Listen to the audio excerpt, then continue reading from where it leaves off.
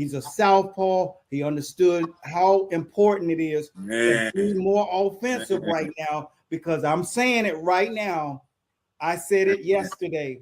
Shakur Stevens is not going to be one of the guys that people want to fight because of the defensive prowess.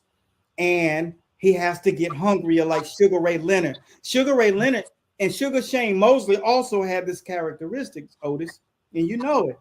He was trying to knock you out in the 12th round still. Winning means nothing to the fans. They want to see what makes you different than them. Everybody wants to not get hit, but what makes you different is what made Tyson different. Because he wanted to knock you out here every punch. That's why everybody's trying to learn the phases of the peekaboo. Because the peekaboo is an offensive style. It's meant to break through every facet. I'm looking at Mike Tyson right now on my wall. It's meant to break through whatever you're putting up as defense. So that's why it takes a guy who has a natural emotion, a natural, like Zab Judah, mean. He just had a little win championships and offense sells tickets. Yes. Exactly.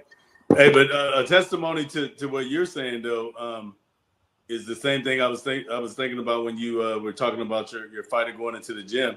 The reason that he was able to do that while he's out of shape is the foundation of everything that he was taught by your science. You know, when you have that, you're able to go in there and say, okay, I'm not in shape, but I know when to fight in spots. I'm not in shape, but I know how to take advantage or handicap this style that I'm fighting. You know, so it really all goes into the science of boxing. Yeah, and one of the things, Otis, what made it really apparent to fighter is I teach them how to fight in the worst situations. Like they will be in the corner. I'm like, now bend your knees and then take your shoulder and shove it into his sternum and then right. And now you're back you got leverage back and your back's against the wall. Now we're going to just spin. You're going to spin, use the lowest weight and spin. Like I taught them those things. So they never felt like they were in trouble when they were fighting each other. You know, even though I got so much great sparring. Like you get to see, and I know you got to do it too, because you super, super technical and aware. But they learned each little phase because see, I got to see, and just like you did, legends teach that shit. They talking about things in the gym you're not even thinking about exist. You know what I'm saying? Like you're not even thinking like. And I'll never forget the day that I knew I didn't know shit about boxing. And when he said we had that event and Adams, Bradley, Fleming, Coach Fleming, Smitty, Coach Smitty, all these giants, Keith Thurman, Coach, all was at the thing. And I'm like, yo, because so even fight, he said, well, he gonna come short soon because he ain't even a real southpaw. I was like, how the hell you know he ain't no real southpaw? This shit is battle, toe-to-toe war. He said, look at his front toe. Yep.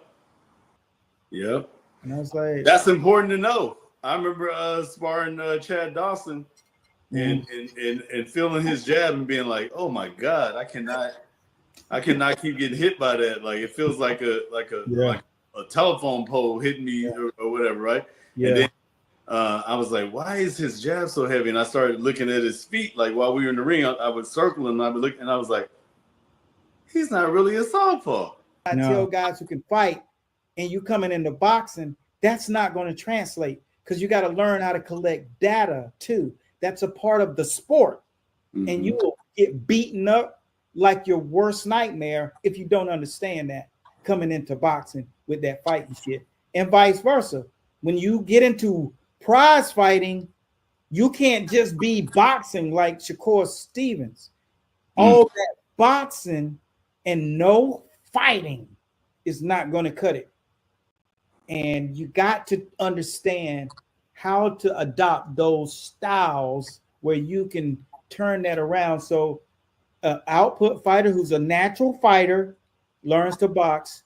And I said, you can go back and watch the show. The show was like 7 minutes, 7 minutes. I did a fight show. I said, whoever adopts the other person's style best will win that fight against Devin Haney and Garcia. And Ryan Garcia became, because he's an output fighter, he go get the smoke. He became a person who also knows how to get in the shell and set traps. He did it better than Devin, who's an input fighter, was able to learn how to be a fighter. So Ryan was better at being an input fighter than Devin was being an output fighter, which is adopting new characteristics. But whoever adopts the other person's style best will win that fight against Devin Haney and Garcia. And Ryan Garcia became, because he's an output fighter, he go get the smoke. He became a person who also knows how to get in the shell and set traps. He did it better than Devin, who's an input fighter, was able to learn how to be a fighter. So Ryan was better at being an input fighter than Devin was being an output fighter, which is adopting new characteristics for who you are naturally. And that's what happened. I did the pre-fight, I did the post-fight. It all lined up. That's the science of boxing. Get it? So over the history of boxing, who do you think has more wins than championships? Output fighters or input fighters? Input fighters will do it better because they do it longer. So when you look at Archie Moore, he was an input fighter with output characteristics. He developed offense better as he went on, because he fought more of his fights as he was older because people were not giving him fights because he didn't surrender to the mafia, because the mafia ran boxing in the early 40s and 50s, and he didn't buy into that. So they ousted him out, and so everybody else didn't want the smoke because they were like, you too damn good. And so Sugar Ray Robinson, who was an output fighter with finesse, was also calculated with it, but he was 5'11" in the welterweight division, which was bigger than most of those guys. He was over Jake LaMotta 6 inches, 5 inches with the reach and the power and the footwork and the athleticism. And over the course of time, the output fighter is not going to have a longevity career. Tyson at 50-some fights, because his first 30 was almost first round knockouts. He fought 15 fights in 1 year. Yeah. So you got to do it fast when you're a fighter because you're going to get hit more. So that's just knowledge. It's like, is a running back who runs straight up the middle going to have a better career than a guy who uses his feet in his mind? Like, no, it's not. Tony Dorsett used his feet. When you look at Emmitt Smith, he used his feet. Barry Sanders, he was going to juke you. He's not going to run over you. Your career as a run over you kind of back, John Riggins, Larry Campbell, you're going to have 6 or 7 of the dopest years in the world. But you ain't Earl Campbell, all that shit. Yeah, that don't last. That's just anything, though. It's just more cumulative damage. That's it. You gotta fucking use your brain. And sometimes guys like Cam Newton, he just kept wanting to take more hits. He kept wanting to run over the damn linebackers. That shit pays off. It doesn't pay off. You know what I'm saying? Yeah. You got to learn how to slide.